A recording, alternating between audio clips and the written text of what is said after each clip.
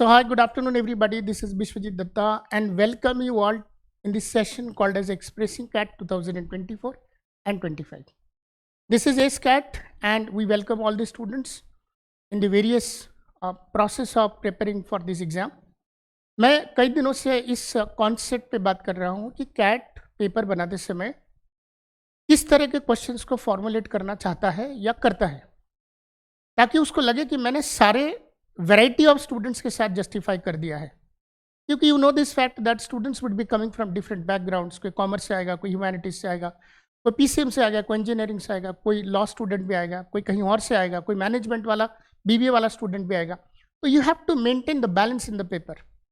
So there are certain core areas in the paper, in the preparation, in the chapter, जहाँ से cat हमेशा questions बनाता है. कुछ कोर एरियाज को समझने के लिए I have started this program called as expressing CAT, जिसमें हम उस कोर एरियाज को अंडरस्टैंड करते हैं so that student get the idea कि मुझे ये वाला कोर एरिया नहीं छोड़ना है. तो ये हर टॉपिक में से हम करेंगे and we are doing it. We have already started this. And somebody who has done the whole syllabus, somebody who has done everything, he would be able to understand what exactly I am doing. But someone who has started the preparation can be able to focus, can be able to be focused onto the topics that I am discussing one by one. धीरे धीरे आपको समझ में आएगा. तो आपने देखा होगा पिछले 2-3 दिनों से I have been working on the concept of factor theory. कि फैक्टर थ्योरी के ऊपर कैट का बड़ा फोकस होता है और फैक्टर थ्योरी के अंदर के कॉन्सेप्ट को वो बहुत अच्छे से यूटिलाइज करता है इन फ्रेमिंग द क्वेश्चंस.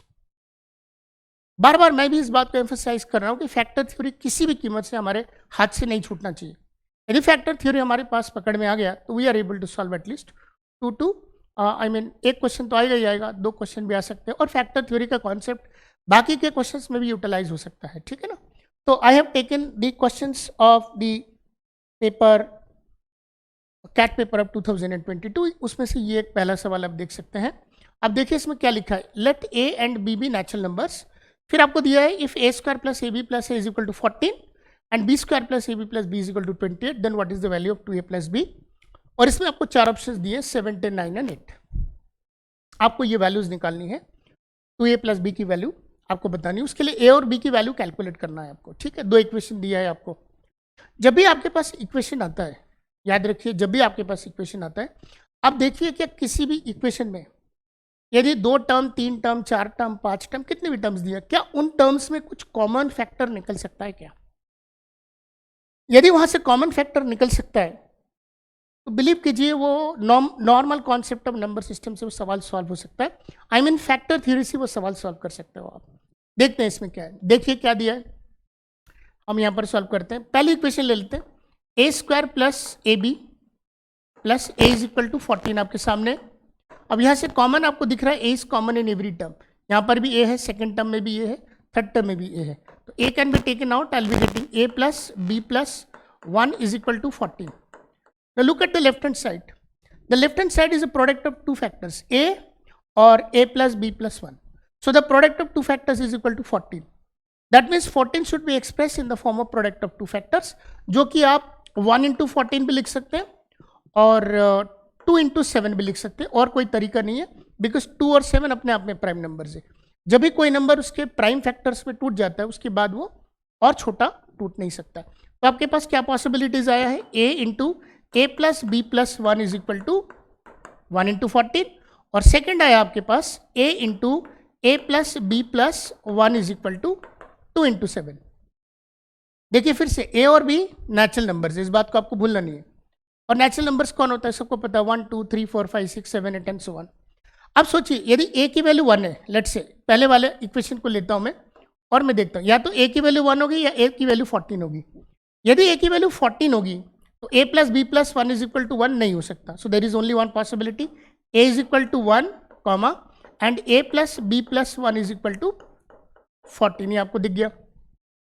और यदि यहाँ पर a की वैल्यू मैं 1 रख दूंगा, 1 प्लस 1 2, तो b की वैल्यू निकल कर आ जाएगी आपके पास 12. तो पहले केस में आपके पास a इज इक्वल टू 1 और b इज इक्वल टू 12 निकल कर आया. That's it. ठीक है.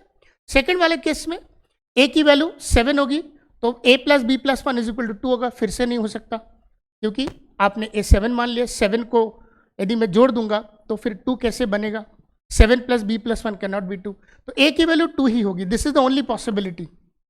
ए की वैल्यू 2, ए की वैल्यू 2 पर a प्लस बी प्लस 1 कितना हो जाएगा 7, और यदि a की वैल्यू 2 है, 2 प्लस 1 3, 3 सब्ट्रैक्ट होगा तो b की वैल्यू हो जाएगी 4। तो मेरे पास b की वैल्यू 4, a की वैल्यू 2, सेकंड केस बन गया। तो मेरे पास दो ही पॉसिबिलिटी है कि a की वैल्यू 1 और b की वैल्यू 12, या तो ये पॉसिबिलिटी होगी, या a की वैल्यू 2 और b की वैल्यू 4, या तो ये पॉसिबिलिटी होगी। इन दोनों पॉसिबिलिटीज पर सेकंड वाले इक्वेशन को जांच लेते हैं। चलिए शुरू करते हैं। सेकंड वाला इक्वेशन दिया है B square plus A B plus B is equal to 28। Now tell me, is there anything common in the equation? कोई फैक्टर कॉमन निकल सकता है? तो आपने कहा सर बी सबके पास है, तो आप बी को कॉमन निकाल दीजिए। जब बी कॉमन निकालेंगे तो हमारे पास ब्रैकेट में बच जाएगा B into B plus A plus 1 which is equal to 28। Now look at this, the left hand side is again a multiple of 2 factors. दिख रहा है आपको? तो राइट हैंड साइड भी मल्टीपल ऑफ 2 फैक्टर्स होना चाहिए, जिसमें से b मेरा ऑलरेडी कैलकुलेटेड है, या तो b 12 है या तो b 4 है। तो देखिए ये बन जाएगा या तो 1 इंटू 28 पॉसिबिलिटीज पहला, 2 इंटू 14 ये दूसरा पॉसिबिलिटी, और तीसरा possibility 4 into 7। These are the possibilities. तो यहाँ पर 3 पॉसिबिलिटीज निकली, यहाँ पर 2 निकली थी, यहाँ पर 3 निकली। पर इन पॉसिबिलिटीज में ये श्योर हूँ कि मेरा b की वैल्यू 12 है तो b की वैल्यू 4 है। b की वैल्यू 12 लेके चलो तो यहाँ पर कहीं 12 नहीं आ रहा, आप देख सकते हैं। ये यहाँ पर भी 12 नहीं, यहाँ पर भी नहीं आ सकता। ये वाली वैल्यू 1 तो हो ही नहीं सकता। This value can not be 1, this value has to be 28। तो b is equal to 1, b is equal to 1 किसी भी केस में नहीं, तो ये हो नहीं सकता, दिस इज आउट। अच्छा, ये वाली वैल्यू 2 नहीं हो सकता, क्योंकि ये वैल्यू यदि 2 हो गया तो b plus 1 has to be 1 which is again not possible. तो ये वाली वैल्यू 14 होगा, b 2 होगा, b 2 है नहीं, तो this case has also gone. Now the only cost that will be filtered is this, जिसमें से b की वैल्यू या तो 7 है, b की वैल्यू 4 है। b की वैल्यू 7 नहीं है, b की वैल्यू 4 हो सकता है, मतलब this value is not possible. So b comes out to be equal to 4, ये मिल गया आपको।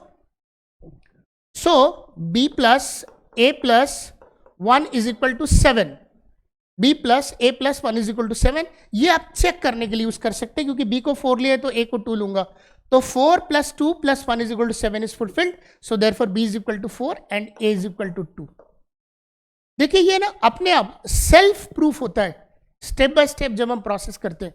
तब आप बताइए मुझे 2a प्लस b चाहिए, a की वैल्यू आ गई 2, so 2 into 2 4, 4 plus 4 is equal to 8, तो इसकी वैल्यू आ जाएगी 8, that is my answer. So therefore इसका आंसर हो जाएगा ऑप्शन नंबर डी। तो कैट इज वेरी कैटेगोरिक कि भाई मैं इस सवाल को, इस तरह के सवाल को पेपर में लाना चाहूंगा, सो दैट ये सबके लिए एक जैसा काम करेगा। This would be acting equal for every students. तो इक्वालिटी मेंटेन करने के लिए इस तरह के सवालों को वो रखेंगे, और इस साल भी रखेंगे। So I am again and again telling all the students, try to understand the core area जहां पर सवाल बनते हैं। क्या हम सवालों को ट्रेस कर सकते हैं? यदि हम ट्रेस कर सकते हैं तो this is one of those part, one of those sections जहां पर हमको सवालों को ट्रेस करना चाहिए। एक सवाल आपके सामने में और रखता हूं, read the question. For natural numbers x, y and z, if xy plus yz is equal to 19, फिर से उसी पैटर्न पे सवाल जा रहा है, yz plus xz is equal to 51, then the minimum possible value of xyz is what? अच्छा, अब मुझे xyz की मिनिमम वैल्यू कैलकुलेट करना है, और मिनिमम वैल्यू का मतलब तभी पॉसिबल है जब y, x, y और z मिनिमम होगा। 3 नंबर का प्रोडक्ट यदि मिनिमम चाहिए तो तीनों नंबर ही मिनिमम होना चाहिए। This is the only thing that should come in your mind. But हमें पता नहीं है, क्योंकि आपने हमें रेस्ट्रेंट कर रखा है विद इक्वेशंस। तो इन इक्वेशंस में x, y और z की वैल्यू, मैचिंग वैल्यू क्या निकलेगी वो हमें कैलकुलेट करना है। फिर से वही कॉन्सेप्ट, यदि किसी सवाल में ज्यादा वेरिएबल्स है, कम इक्वेशंस है, तो वो सवाल सॉल्व नहीं होगा with the help of equations. अब वो सवाल किसी एक लॉजिक से ही सॉल्व होगा, और लॉजिक में सबसे पहला लॉजिक ये है कि इक्वेशन जब आप देखो तो क्या आपको ऐसा दिख रहा है कि इक्वेशन में कुछ कॉमन पार्ट है, कुछ कॉमन फैक्टर है, निकल सकता है? यदि निकल सकता है देन आपको रास्ता मिल जाएगा। Look at the first equation. पहले इक्वेशन को सॉल्व करते हैं। पहला इक्वेशन दिया है x into y plus y into z is equal to 19। आपको दिख रहा है इसमें y is common, y is the common factor in both the terms. पहले वाले टर्म में भी y आया है, सेकेंड वाले टर्म में भी y आया है, तो y को बाहर निकाल सकते हैं। y को बाहर निकालेंगे तो अंदर बचेगा x plus z. Now look at the left hand side, it has become product of 2 factors, एक y और एक x प्लस जी है, और राइट हैंड साइड है 19 which in itself is a prime number. So 19 can be broken down into 1 into 19. तो ये बन जाएगा y into X plus Z. अब देखिए स्वाभाविक सी बात है, y की वैल्यू 19 नहीं लेंगे, क्योंकि यदि आप y की वैल्यू 19 लेंगे तो x प्लस जी हो जाएगा 1. और ये तीनों के तीनों नेचुरल नंबर है. दो नेचुरल नंबर का सम 1 नहीं हो सकता. दो नेचुरल नंबर का मिनिमम सम 2 होगा, 1 + 1. ठीक है, तो इसका मतलब y 19 नहीं है, इसका मतलब y = 1 है और x प्लस जी हो जाएगा 19. इसके अलावा और कोई पॉसिबिलिटी नहीं है. इसका मतलब आप यह कह सकते हो कि सर आपको y की वैल्यू मिल गई है, अब आपको केवल x और z की वैल्यू ढूंढनी है, तब जाके आपका सवाल सॉल्व हो जाएगा. उसके लिए आप सेकंड इक्वेशन को यूज करूंगा मैं. Come to the second equation. ठीक है, ये पहला इक्वेशन था जो हमने यूटिलाइज किया. Now we will go with the second equation. y into z plus x into z is equal to 51. फिर से कॉमन निकल पा रहा है? Yes, z is common. तो मैंने z को कॉमन निकाला तो मेरे पास बचा y plus x is equal to 51. Okay, so the left hand side is again a product of two factors, एक z और एक y प्लस एक्स है. अब राइट हैंड साइड को भी मुझे दो फैक्टर्स के फॉर्म में लिखना पड़ेगा. कैसे लिख सकता हूं? एक पॉसिबिलिटी है 1 into 51, यू नो दैट, और एक पॉसिबिलिटी है 3 into 17. 17 3s are 51, 17 1 is 17, 17 2s are 34, 17 3s are 51. ये पॉसिबिलिटी है. और right hand side, left hand side है मेरे पास z into y plus x is equal to this and z into y plus x is equal to this. ये अब कुछ नहीं करना है मुझे, एक एक पॉसिबिलिटी से काम शुरू करना है. पहला वाला ले लेते हैं, first possibility. Let z into y plus x is equal to 1 into 51. इससे देख के आपको समझ में आ रहा है कि z 51 नहीं हो सकता, क्योंकि z को 51 डालूंगा तो x प्लस z 19 तो नहीं हो सकता. इसका मतलब ये हुआ कि जो z है वो 1 है. यदि z 1 है तो y प्लस एक्स हो जाएगा 51. ये पॉसिबिलिटी है. यदि मैं z को 1 डालता हूं यहां पर तो x आ जाएगा 18. यदि z को यहां से उठाकर यहां डालता हूं तो x हो जाएगा 18. तो x हो जाएगा 18, और यदि मैं x को यहां पर 18 डालता हूं तो y कितना हो जाएगा? y plus 18 is equal to 51. तो y is equal to 51 minus 18. तो 18 19 20 30 40 50 31 33. अब आपके पास तीन वैल्यूज आ गई, 33, 18 और 1. अब सवाल ये कि सर यदि y की वैल्यू 33 है और यहाँ पर ऑलरेडी y की वैल्यू एक ही आएगी, दैट इज 1, तो सर ये तो पॉसिबल ही नहीं है. This is absolutely wrong. तो ये वाला केस तो मेरा हो ही नहीं सकता. The case is absolutely wrong. अब आते हैं सेकंड वाले केस में. सेकंड वाले केस में मेरे पास ये पॉसिबिलिटी है, case 2. Okay, this was case 1, चाहे तो आप लिख लीजिए केस 1 एनालिसिस करते समय. अब आते हैं केस 2.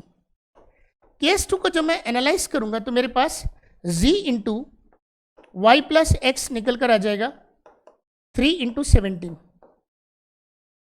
3 into 17.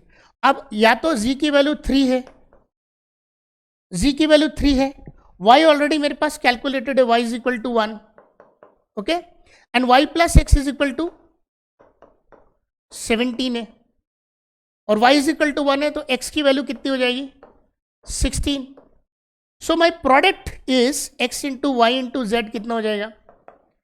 x हो जाएगा 16, y हो जाएगा 1 और z हो जाएगा 3. तो 16 3s are 48. एक तो ये आ गया मेरे पास 48. नाउ लुक एट दिस, मैंने z को 3 माना था, पर जरूरी नहीं है कि z 3 हो, z 17 भी हो सकता है. तो सेकंड केस यहां कर देता हूं. इफ z इज 17, y आपका 1 है, y इज इक्वल टू 1, तो आपके पास y प्लस जी एक्स कितना हो जाएगा? वो हो जाएगा 3. y plus x is equal to 3. y की वैल्यू 1 है तो x की वैल्यू हो जाएगी 2. सो देयरफॉर मेरे पास x is equal to 2, y is equal to 1 और z इज इक्वल टू 17 आ गया. So therefore the product of x into Y into z is equal to 2 into 1 into 17 which is equal to 34. अब मेरे पास दो possibilities आई, एक 34 और एक 48. आपने मुझसे मिनिमम वैल्यू पूछा तो मैं 34 लगाऊंगा कि 48 लगाऊंगा? Obviously my answer is 34। तो ये थीटा में पूछा गया था, दैट मीन्स आपको आंसर निकालना है और आंसर निकालने के बाद उसको टाइप करना है। यूजुअली क्या होता है, जब आप एनालिसिस करते हो और आपको कोई आंसर मिल जाता है तो आपको ऐसा लगता है कि आपको आंसर मिल गया है, लेकिन वहां पर आपको रुकना नहीं है, आपको देखना है कि कोई और पॉसिबिलिटी तो नहीं बची, क्योंकि z into y plus x is equal to 3 into 17। Z की वैल्यू दी 3 है, y plus x is equal to 17 है, z की वैल्यू दी 17 है, y plus x is equal to 3 है। ये दोनों पॉसिबिलिटीज को आपको एनालाइज करना है। Only then you are able to get the value of x y z, then only x into Y into z की वैल्यू आएगी, उसके बाद ही आपको पता चलेगा कि मिनिमम वैल्यू क्या है। तो ये जो सवाल आप देख रहे हो ना, ये पूरा फैक्टर्स के ऊपर है, ये पूरा का पूरा फैक्टर्स के ऊपर है। इक्वेशंस दिया है, वेरिएबल ज़्यादा है, नंबर ऑफ इक्वेशंस कम है, थोड़ा सा फैक्टर थ्योरी को यूटिलाइज करके इन्होंने सवाल बनाया है। तो मैं आपको ये बताने की कोशिश कर रहा हूँ कि नंबर सिस्टम के अंदर फैक्टर थ्योरी का जो कॉन्सेप्ट है, जिसमें प्राइम फैक्टराइजेशन और फैक्टर्स, इसको यूटिलाइज करके बहुत इंटरेस्टिंग क्वेश्चंस हमेशा कैट में बनते रहे हैं। This I have taken it from the paper of 2022। I believe that you have already aware of such type of concept. If not, then you can take into your understanding in expressing CAT discussions, and this is going to be very helpful to all of you. इसी pattern के questions को utilize करके we make our mock test paper series.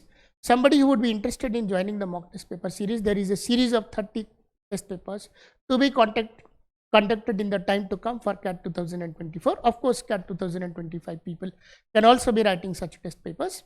Starting from June 15th of the next month, somebody who would like to enroll in such test series papers can join us. Second, the classroom and the online programs are still working. We have different slots from morning till evening. Somebody who would like to join in any of these slots, always be welcome. Thank you so much. May God bless you. Bye-bye.